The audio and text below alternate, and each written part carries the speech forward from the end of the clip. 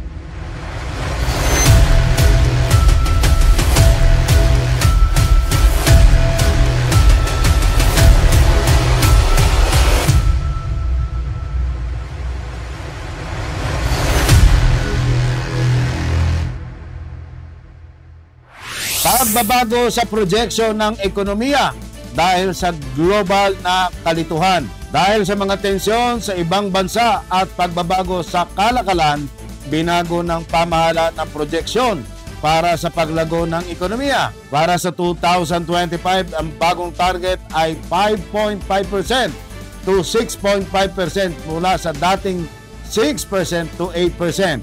Para sa 2026 to 2028, pinaigsi ang target sa pagitan ng 6% to 7% lamang.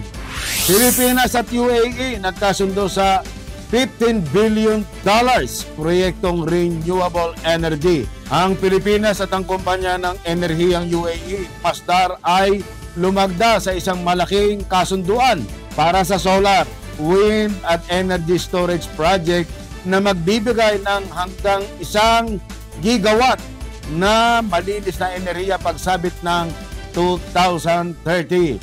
Layunin nitong pababain ang pagdidepende sa fossil fuels at taasan ng bahagi ng renewable sa kabuuang enerhiya ng bansa. Comics versus disinformation sa South China Sea. Ipinahayag ng pamahalaan ang paglulunsod ng isang comics na pinamagatang The Stories of Teachers June bilang tugon sa propaganda at maling impormasyon tungkol sa mga territorial claims sa South China Sea. Nilikha ito para makaabot lalo na sa mga kabataan at sa mga lugar na malalayo upang maipaliwanag ang panig ng Pilipinas. Kasama rin ito sa mas malawak na campaign na may videos at larawan para labanan ang maling kwento tungkol sa rehiyon. Philam TV Network, the heartbeat of Filipino-American culture in the United States. It is the only channel that brings you closer to home, celebrating the rich heritage and traditions of the Philippines. Available on free TV without any subscription and on digital platforms like Roku, Amazon Fire TV, WCE TV apps, Facebook, and YouTube. Wherever you are, whatever you do, stay connected to your Filipino heritage with Philam TV Network. Philam TV Network Inc., the only Filipino-American channel always within reach. Philam TV. For Philams, by Philams, on Free TV. The only channel available on Free TV without any subscription, also available on digital platforms such as Roku, Amazon Fire TV, WCE TV, Facebook, and YouTube. Wherever you are, stay connected to your roots with Philam TV. Visit our website, www.philamtv.us.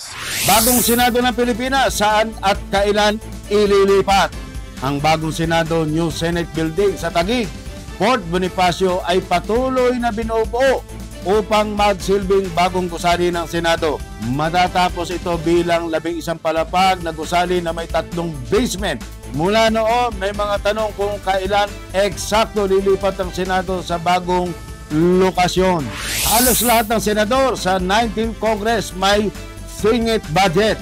Nasilip ni Senador Pampilo Lacson ang mga dokumento na halos lahat ng senador ng 19th Congress ang nagsingit ng 100 bilyong piso sa 2025 national budget. Sinabi ni Lacson na nakita niya ang listahan ng mga senador sa napakalalaking insertions na maituturing na unprecedented at mabuti na lamang aniya ay naka-for later release o FLR. Ito at hindi pa nailalabas ang pondo. Bagamat wala namang partikular na tinukoy na pangalan si Lacson ng mga senador, kaagad niyang iniulat kay Senate President Tito Soto ang natuklasang mga listahan at patuloy pa rin niya itong pinag-aaralan. Naniniwala naman si Lacson na divine intervention ang pagkakasunod-sunod ng bagyong Krising, Dante at Emong para matuklasan ang mga anomalya sa mga flood control projects at nagbunsod na rin kay Pangulong Ferdinand Marcos Jr. para paimbestigahan ito at ibulgar noong kanyang State of the Nation Address o SONA.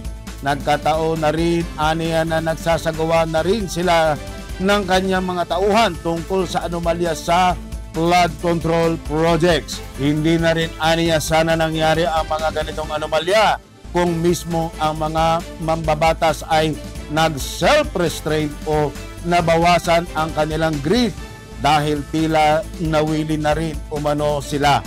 Air assets ni Saldico, dinaig pa ang PCG. Dismayado si Philippine Coast Guard spokesperson J. Tariela sa mga napaulat na bilyong-bilyong halaga ng aircraft assets na iniuugnay kay Bicol Party List Representative Eli Zaldico kumpara sa Philippine Coast Guard. While I do not accuse anyone of wrongdoing or guilt, it is disheartening to see a legislator processing numerous air assets. It is an open book that the Philippine Coast Guard is equipped with only 3 fixed-wing aircraft and 2 helicopters of our critical maritime domain awareness flight in the West Philippine Sea and across our nation maritime jurisdiction. Ani Tariela sa post sa social media. Ang pahayag ni Tariela ay matapos formal na hilingin ng Department of Public Works and Highways o DPWH sa Anti-Money Laundering Council o AMLAC na i-freeze ang aircraft ng mga kumpanyang nakalink kay Eli Zaldico. Ang Misibis Aviation and Development Corporation, na nauugnay kay Ko ay kinabibilangan ng Augusta Westland AW 1398 at nakakalaga ng 919.16 million. Bell 206B3 37.3 million. Bell 407 172 million. Gulfstream 350 2.07 billion.